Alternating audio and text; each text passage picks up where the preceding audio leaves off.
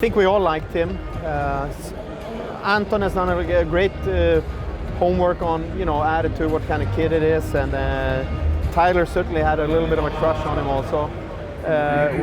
Big guy, skinny, certainly can fill out, very good skater, and plays with a natural bite. He's got some physical game in him, and he also has a very heavy, good shot. Is he somewhat similar to the first round kid? I think Seider has more ability with the puck, definitely, yeah. How happy were you Albin was available? I like him very much. I think he's, I had another scout come by and say he might be the best of them all when it's all said and done. I like Albin because he's a mobile skater and a very smart, good player. He's got ability with the puck. He's very skinny, but his dad is 6'3" and his two older brothers are 6'3", so there's hopes that he's got some growing left to do. The style he plays too. I mean, he said at the combine he likes Brad Marchand a lot. The way just being a hard-nosed guy, the whole T-Rex thing. You mean Albin? Albin Greve? Oh, sorry, I was talking about Albert Johansson, the defenseman. Yeah. Okay. No, Albin Greve is a very outstanding competitor. Yeah. I can see how he pictures himself after Brad Marchand. Yeah, he's very, very competitive. Ultra. I got to think. I don't know all the North American guys. Out of the Europeans, probably the most competitive player in the whole draft, and in many years, I would say. One interesting story with Greve was that the senior coach in Djurgården, and they are a top team in the Swedish league, one of the better ones. He said every time, I didn't realize it until I started to look around, every time that this kid came up and practiced with the men's team, the whole intensity of the practice and the physical part of the practice would go up. And at first he didn't know why, but then he realized that the kid, every time this kid came up, he just brought the whole pace up of the whole practice. Are you legitimately surprised how that he lasted? I mean, it's easy to say, it's a cliche, but are you surprised that he lasted until the third round? I think that it had to do, he got a concussion in February and didn't quite come back to what he was before that. It affected him. He got hit by one of the Russian guys that got drafted too. It was a great hit actually, and he was knocked out. So it took some time for him to come back, but if he had played like I've seen him play his best games, I agree with you. I don't think he would have lasted to the third round. So Johansson's a guy that you were very excited about? Very excited about his talent, yes. I think he's... That was another scout that told me he thinks he might be the best of them all in the end, and I kind of agree. I think he's a great skater and a very good guy with a puck. But he has to fill out. He's got the big dad and the big brothers. His dad played 160 games in the NHL and 500 games in the Swedish league, and was on the national team and everything. And like I said, he's 6'3", and he's got two older brothers that are big. So Albert Johansson, if he grows, it's going to help his career more. But even where he's at now, as a 6-foot kid, very good hockey player. For some reason, didn't quite come out when he played on the under-18 national team, but dominated in junior in Sweden, just dominated. And I think he was voted best defenseman in the junior playoffs in Sweden too. So talented guy with upside. He's a two-way player. What? He's like a two-way defenseman. I would say to you, now he's a lefty, but some similarities to Ronik, like a really fast guy. He can do stuff with the puck. I think he's got even better sense than Ronik. Ronik has a very good shot. Albert's shot is not that good, but he's got more passing in him. I talked to some players he's in Färjestad, one of the very top teams in Sweden too.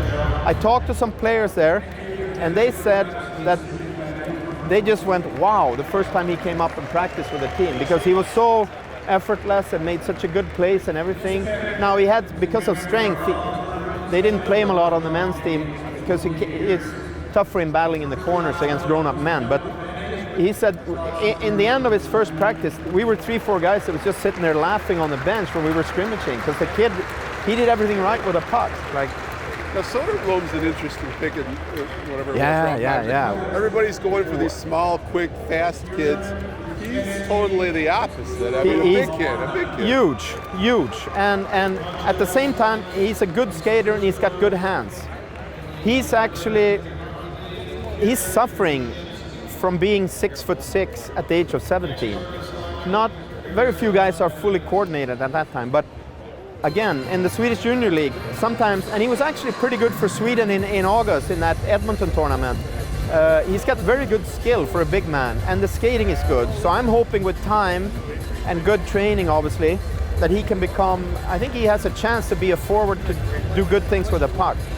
Winger. And Berglund. Gustav Berglund is also a very talented, he's along the line of Albert Johansson. He's bigger, right-hand shot, I gotta think he's close to 6'3". Has been on the Sweden under-17 team, didn't get picked this year because he had a rough start. He moved to Frölunda and had a tough time living on his own. He didn't eat properly, so he was tired, he couldn't train as hard. So they had to straighten him out a little bit halfway through the season. But after that, the coach said that he's his most improved player in Frölunda on the junior team. So they have really high hopes for them. They don't think they have anybody that talented in that organization on defense. So I'm hoping that within a year or so, he's going to be able to challenge for a spot on the Swedish World Junior team. I mean, that's the first step. He is a talented guy with good size and good skater too. More of an offensive defenseman? I would say so, yeah. Okay.